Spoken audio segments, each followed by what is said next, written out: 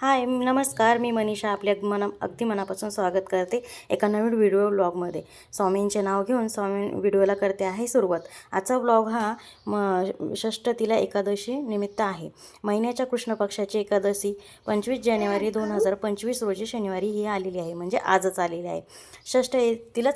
षष्ठतीला एकादशी असे म्हटले जाते. षष्ठतीला एकादशी दिवशी मनोभावाने व्रत केले जाते.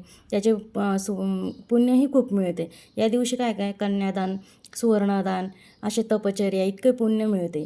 या दिवशी तिळाचा वापर अत्यंत शुभ मानला जातो. या दिवशी तिळाचे दान करण्यामुळे षष्ठतीला दान करतो, त्यामुळे तिला षष्ठतीला एकादशी असे म्हटले जातात. त्यामुळे काय होतं की आपल्या आयुष्यामध्ये सुखसमृद्धी ही तर येतेच. आणि ह्या दिवशी मी काय करते की माझ्याकडे विठ्ठल रुक्मिणीची ही छोटीशी मूर्ती आहे आणि हिचा मी आज अभिषेक करून घेतलेला आहे.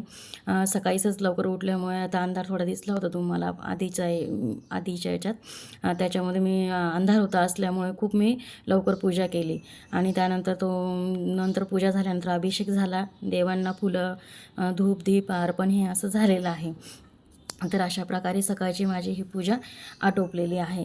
आणि ह्या एकादशीच्या नियमांमध्ये असंही आहे की पितळाच्या भांड्यांमध्ये अन्न खाऊ नये, अपशब्द बोलू नये, व्रतामध्ये मीठ तेलाचा वापर करू नये, उपवास करणाऱ्या व्यक्तीने दिवसा झोपू नये, असं खूप काही मग या दिवशी काय करावे तर श्रीहरींना तिळ अर्पण करावे, तिळ पाण्यात टाकून त्यांना स्नान करावे, तिळाचे दान करावे, पितरांना तिळ अर्पण करावे, गरजूंना क्षमतेनुसार मदत केली पाहिजे.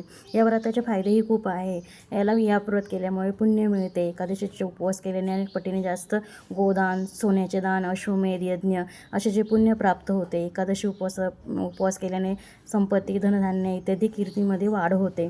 अशा प्रकारे हे प्राचीन काळी ज्यांनी एकादशी व्रत केले आहे, जसे की राजा नहुषा, अमरीश राजा आदी गादी इत्यादींनी पृथ्वीवर सर्व ऐश्वर्य प्राप्त केले होते. म्हणूनच हे एकादशीचे व्रत केल्यामुळे मनुष्याला 7 जन्माची पापे नष्ट होत असतात, असेही पुराणामध्ये सांगितलेले आहे.